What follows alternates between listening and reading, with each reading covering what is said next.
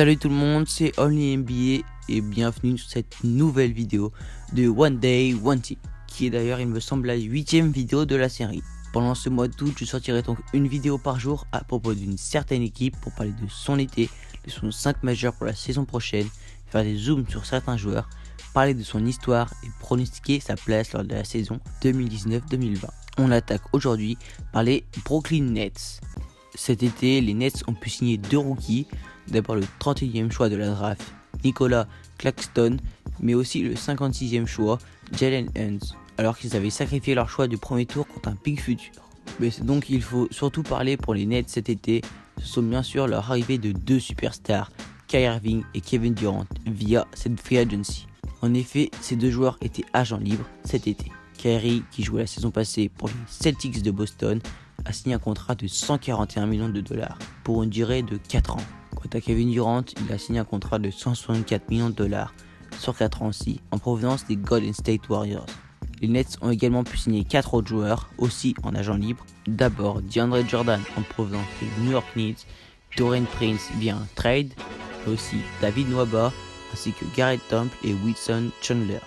Enfin, Brooklyn a perdu 6 joueurs. Ed Davis, qui s'en est allé au Jazz de Utah, Allen Crabbe via un trade, et celui qui était sûrement le meilleur joueur de l'équipe l'année dernière, et également All-Star, D'Angelo Russell, qui est parti via un sign and trade avec Kevin Durant aux Golden State Warriors.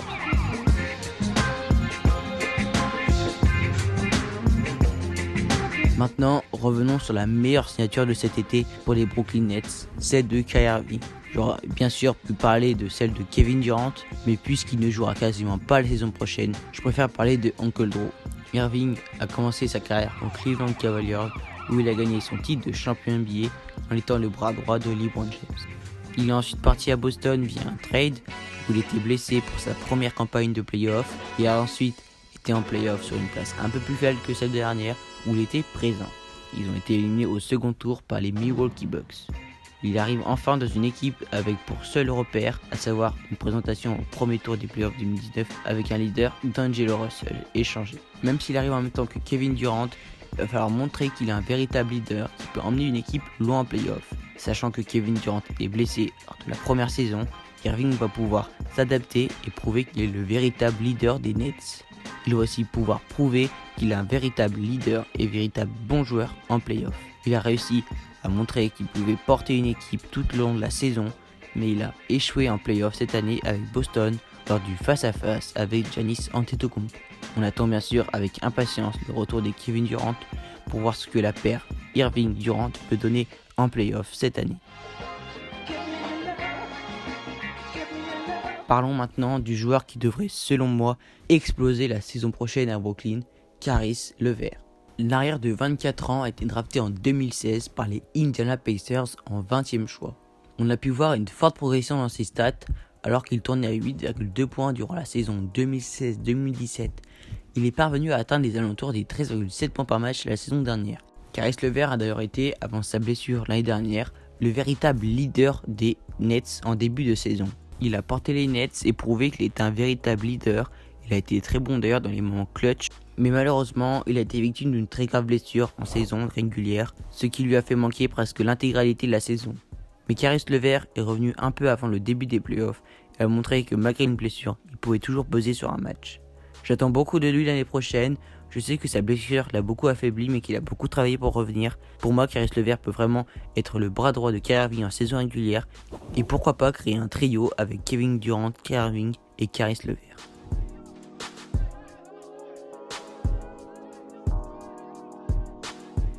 Et maintenant, le 5 majeur prévisionnel des Brooklyn Nets pour la saison prochaine. Bien sûr, Kyrie Irving au poste de meneur, Caris LeVert en poste d'arrière, Joe Harris en poste d'ailier en attendant que Kevin Durant ne revienne, Taurean Prince en poste d'ailier fort, ainsi que Jarrett Allen au poste de pivot.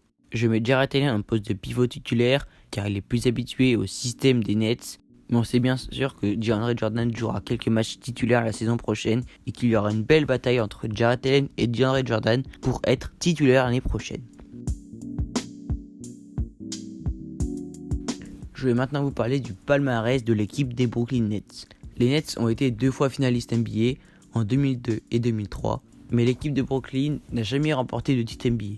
Il y a eu plusieurs maillots retirés, le 3 de Petrovic, le 4 de Wendell Ladner, le 5 de Jason Kidd, le 23 de John Williamson, le 25 de Melchioni, le 32 de Julius Erving, le 52 de Buck Williams et enfin le numéro 72, retiré en hommage à The Notorious Big, le célèbre rappeur né à Brooklyn.